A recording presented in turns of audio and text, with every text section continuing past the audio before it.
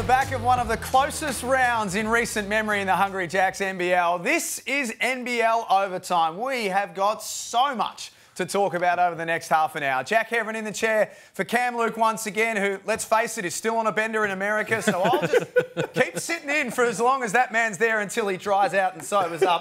Homicide, good to see you. Always a pleasure. Cam is definitely on a bender over there. If you've been following his Instagram work, he'll be sober in 2027, the way things are going. Liam, nice to see you. I can't wait for your power rankings because it's been a really interesting round of ups and downs. Another crazy round, crazy results, crazy finishes. Dunk of the year, lot to talk about. Do we want to start there with Dunk of the Year? We may as well. I reckon. Let's go back to Sunday. Corey, this is all yours to start with. Jaylen Adams, late in the game, down a couple. Whew. He does this. I mean, he sweeps through, goes down the middle, and finishes on both and one. The crowd goes crazy. The bench goes crazy. The energy has lifted back in the building, and this ties the game up. This, for sure, arguably is Dunk of the Year. For sure, arguably. For sure, arguably. For sure, for me, arguably for others. a lot of people. Right, I feel you. Dunk of the Year. Liam, are you for sure or arguably? I'm for sure. Yeah. The moment. And then he wasn't finished. Glover keeps it alive. Deng deng. Oh, my goodness. Jerome Martin for the wing. Jaylen Adams just coming up with winning plays. Just reading the situation, coming up with winning plays. Incredible. And a beautiful find, too, because, yeah, he was wide open, but he went up to shoot it and had to have a quick check of the clock. But I'm telling you, we might have to bring the trophy back out for Deng Deng. Worst block out of the year. Oh, my God, yo. Yo, dude. I've been in games where one play changes it like freezes and stuns the defensive team, the defender.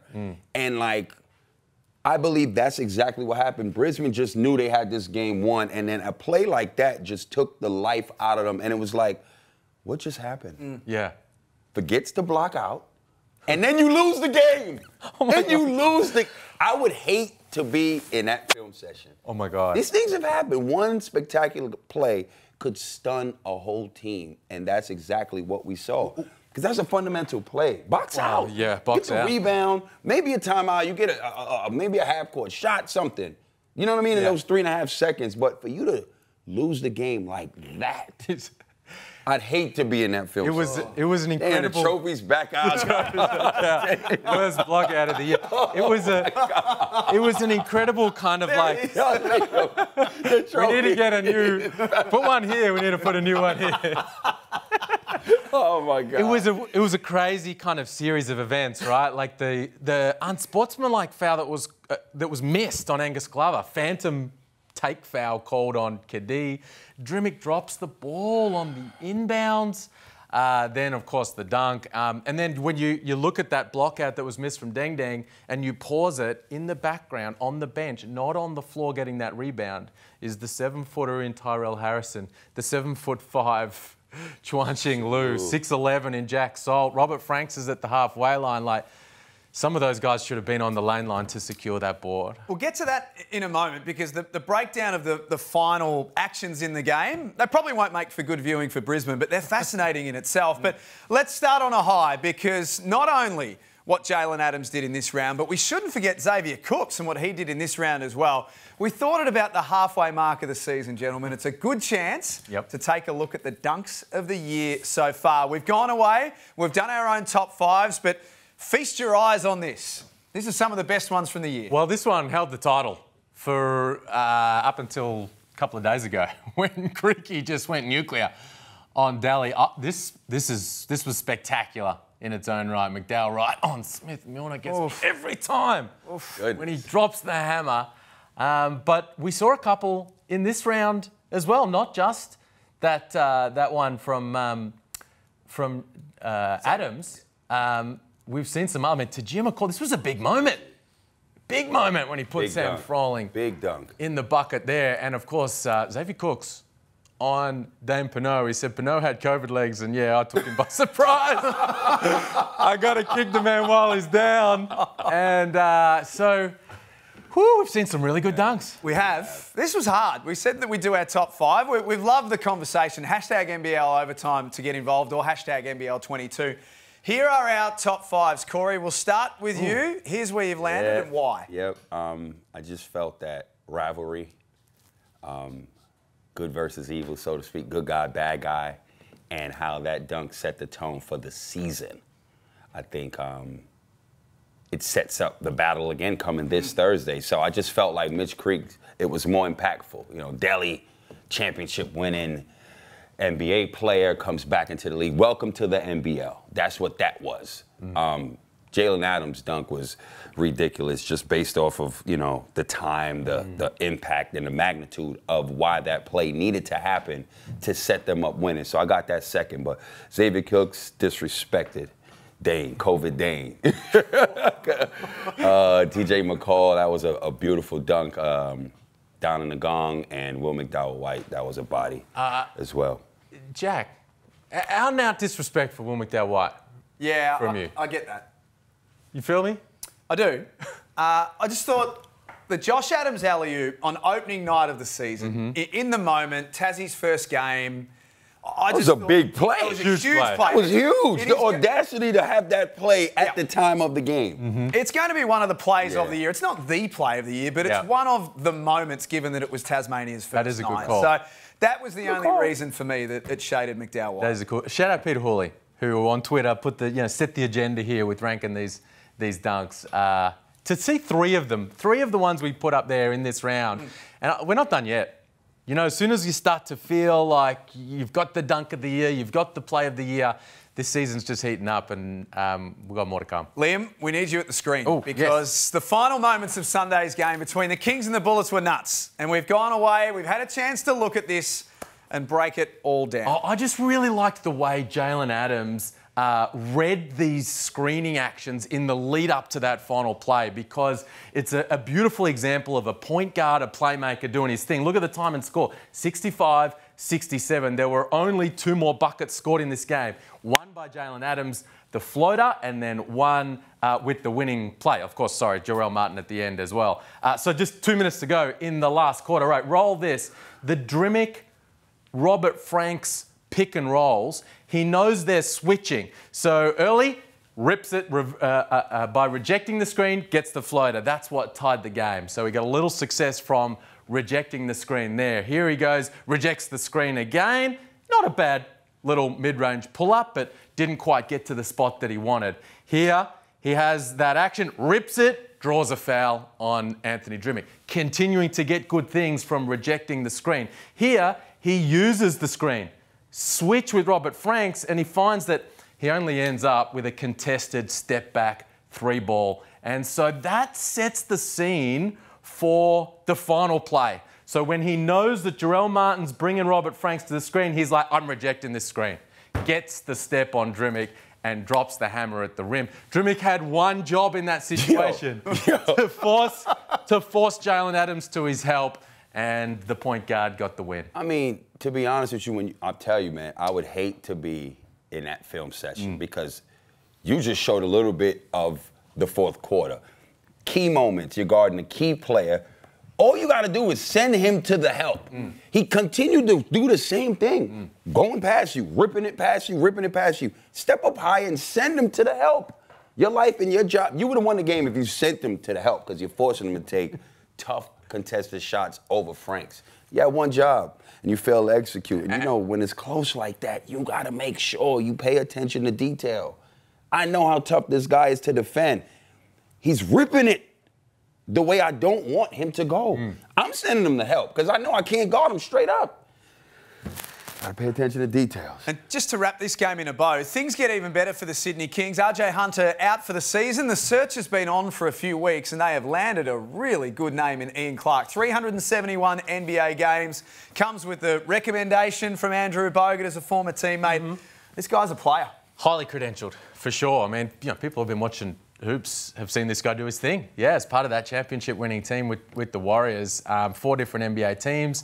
I'm fascinated to see how he goes because, look, we do have these situations where guys get signed with a lot of NBA experience, and to be honest, we've seen it a lot of times with the Kings over really their entire history. And then the proof of the pudding will be in the eating when he steps on the floor and gets the job done. It's also hard coming in mid-season. Some guys it works out spectacularly well. Cotton and Ware and Lamar Patterson.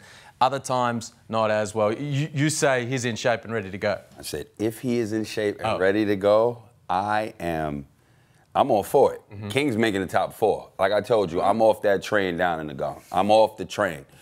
I feel the Kings will make the top 4. Barring injury, they're making the top 4. I'm off the train too. Off whose train? The Gong. Yeah, I'm off that train. I didn't pick the Kings to make the top 4. I didn't either. No, I did actually, but I just didn't think once breaking it down, I was like, they're not going to make it because of how they was losing those fourth quarters. Oh, yeah. Like a couple weeks ago. So you're on, you're off, you're back on. I'm on. Yeah, I'm on too. Using your marquee card, hopefully. Kings we'll get to very shortly in the power rankings.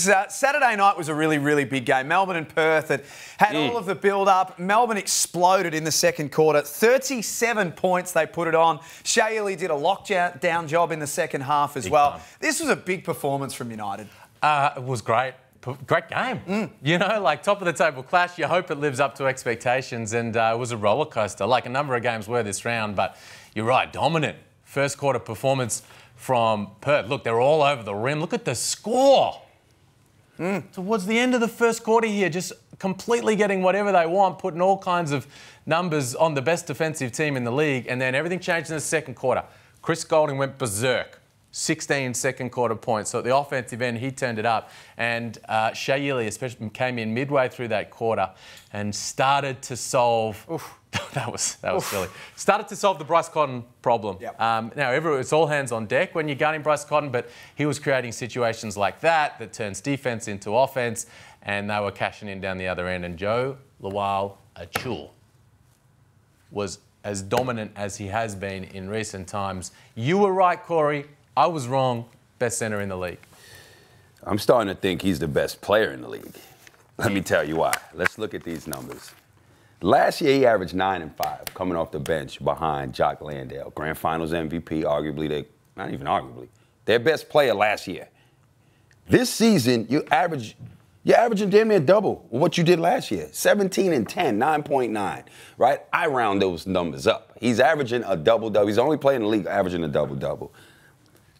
He dominated all but one matchup this year, right? Joe Chi, right? And Joe Chi ain't really done much since that game. The way I thought he would be dominant, what he showed against JLA in that win over the Throwdown. That's why this Thursday is on. It's on. That's a whole nother conversation.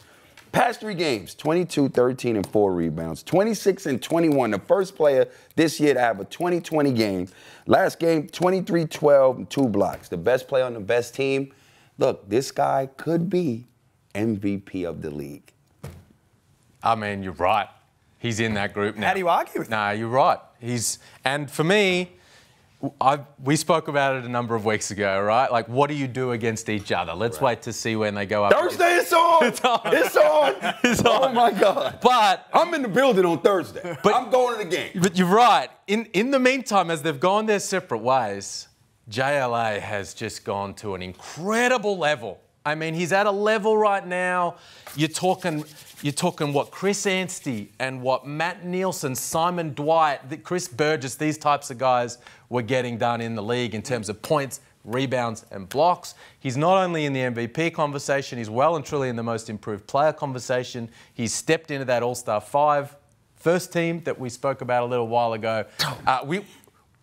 I mean, there's a lot to unpack here. Vic Law got locked. Did that hurt you to say that? No, it is what it is. He was right, you were wrong? He's not hurting. No. I mean, it's just basketball. It is what it is. We'll see after Thursday. We'll see after Thursday. But Vic, shout out to Jack White. Early in that call, I said there's no way a second-year player is going to lock up a 7-8-year pro. And Jack White put the clamps on Vic. Vic Law, where you at? You done disappeared. We ain't seen you the last couple of games. Let's get it together. Let's dive into that MVP conversation in a sec, but let's focus in on the Wildcats and Vic Law and all those guys for a sec. Because I'm worried about the Wildcats. Todd Blanchfield, where you at? The difference is all the right pieces. Shout out to Caleb Agata. He showed up. Yeah. What is he at? 13 and 15 rebounds. So he showed up, and when you're playing elite teams in this league, well, any team, but especially the creme de la creme, you got to show up, because if you don't show up, that's the game right there.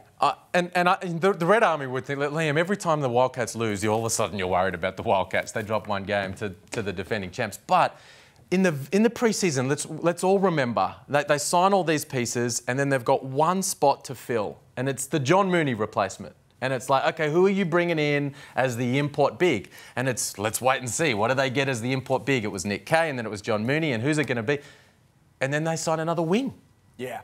They sign a guy in Michael Frazier, who in his own right is a really good player, but he's like the same as Todd Blanchfield. Right. Like, do you need Michael Frazier and Todd Blanchfield? Now we're halfway through the season almost. They're last in the league in defensive rebounding percentage. They're giving up extra possessions, and then you look at the other teams that they're going to come up against in the finals, and you look at Joe Lualachul and Jack White and these guys who get after the glass for Melbourne, and you look at Joe Chi and Mitch Creek and Brandon Ashley and Dane Pinot who get extra possessions for Southeast Melbourne. You look at Jarrell Martin and Xavier Cooks and these guys for the Kings, and you think, I'm not sure this team is big enough. Yep. Now, Matt Hodgson wasn't there. 7-foot centre, he's going to help. But I'm saying even with Matt Hodgson, Majuk, I feel like they need a bigger guy. Yep. Now, I don't know what you do or where you find it, but I feel like if I'm in that front office of that Perth Wildcats organisation right now, I'm having a good, solid, clear assessment of where we're at, and I'm thinking we might need to bring in a bigger guy. It's a big decision for them to make in the next little while, no question about it. That leads us to the power rankings, and where we sit right now, Liam Santamaria, this is all yours. The ups and the downs after round 11, please. Well, the big slider are the Jack Jumpers. Yeah. I had them at 5th. I couldn't get them just any higher from the 5th, and they're on that 4-game winning streak. And I'm sorry, but Will Magnay out. Yeah. I mean, that changes things completely. So they become an eminently beatable team right now. Yep. Still a tough beat, but... 9th, Liam? Come on, man. 9th? No Will Magnay? They just came off a 4-game win streak. Come on, man. And Brisbane is above them. Damn. I mean... 9th, Liam? Off a 4-game win streak? If you see the Jack Jumpers on your schedule for this week with no Will Magnay, how you feeling? Yeah. I don't know, they tough. You're feeling pretty good. I don't know. I mean, they're already undersized at the 4 with Jack McVeigh, who's doing good things, but he's an undersized 4. Yeah.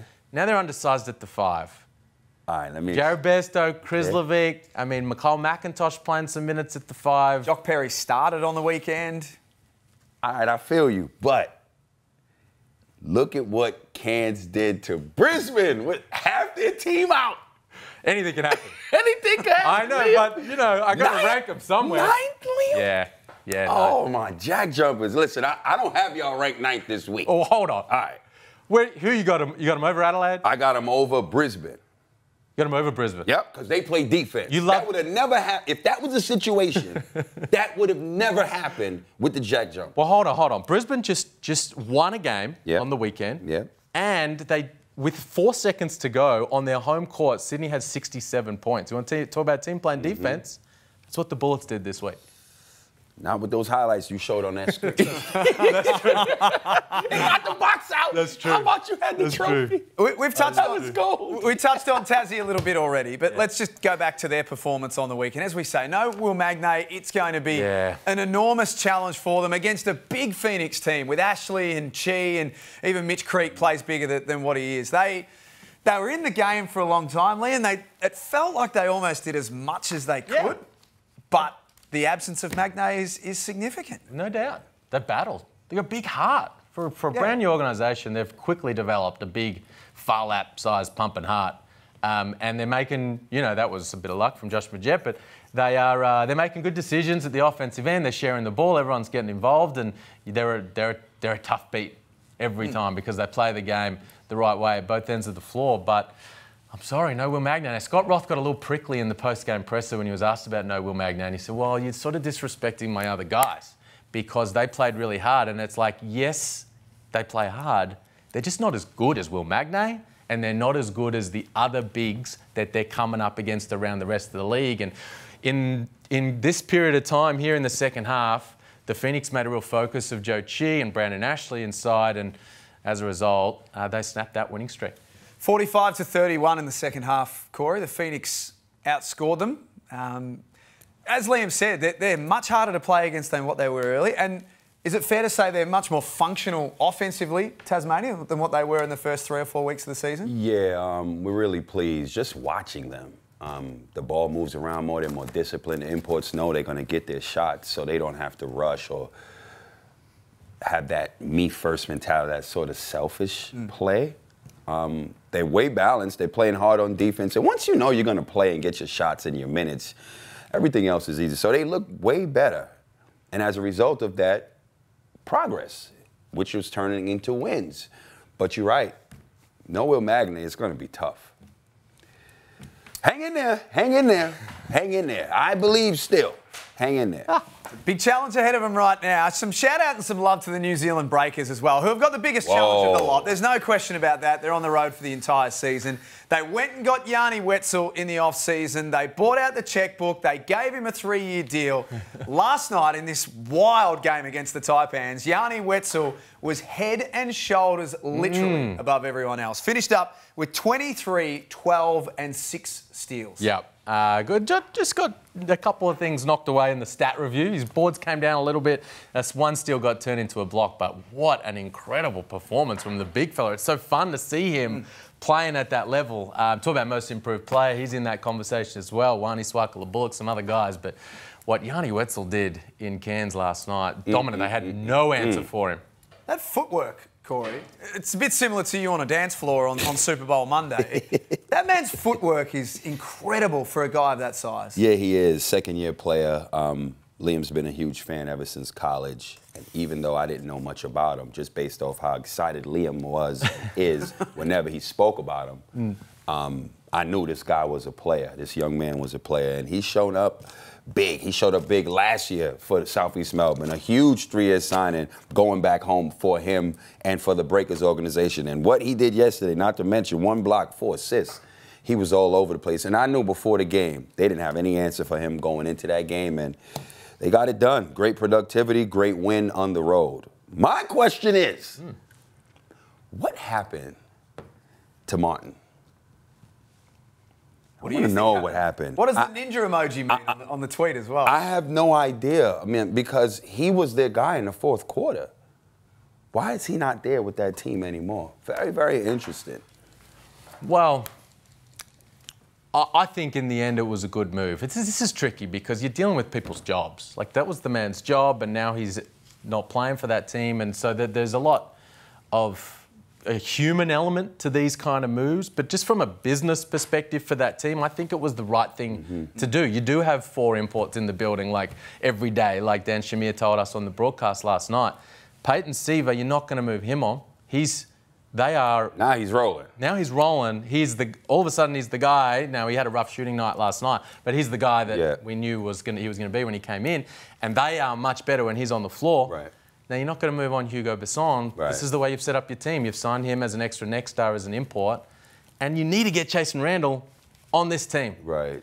And I think the difference here is that Jeremiah Martin, as good as he is, the ball's stuck in his hands a little bit. And late in games? Yeah, well, and he's a playmaker, and he thought of himself as, like, I'm our closer, but I think they want that thing to move a bit. They want Dieng to get a little bit more, and Besson and Yanni Wetzel, of course. So I think from a business perspective, I like that move. The question is, like, can they go on a bit of a run?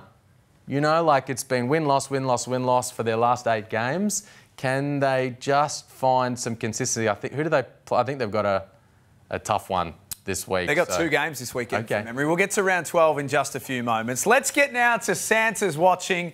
There's been a bit of stuff across the weekend that Liam's run his eye over. It is, of course, brought to you by our great friends at Amy. Yep. We start with the Piano Man. Look at Scott Morrison in the press. It's just, what tune is going through his head, I wonder? Robot from Scott Machado. That was Corey yesterday. Hey, what do you notice from this free throw? Did you notice anything?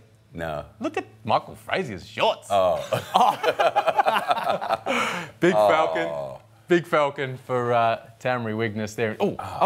Right in the noggin. And they're having fun in Sydney. Look at this man's chips. Gone! Oh, no! He's like, come on, you got to be As kidding. if the hat wasn't bad enough. Look at this. Mirko Jeric checks in. Lodges it. And just keep an eye. Shout out Andrew Price for this one. Just keep an eye on Adam Ford in the back. Not happy at all with that. And in the background, ref goes down. We always, we love people falling over. He's all right. Dan Shamir didn't help him up, though. Guaranteed of that. And just as a little extra, a little bonus here for Santa's watching, thanks to Amy. We now know for certain what is actually on Dean Vickerman's mind. Downhill and have to score over Joe and Ariel and Whitey in the paint. That's where we've had really good success with our defence early in the year. Success.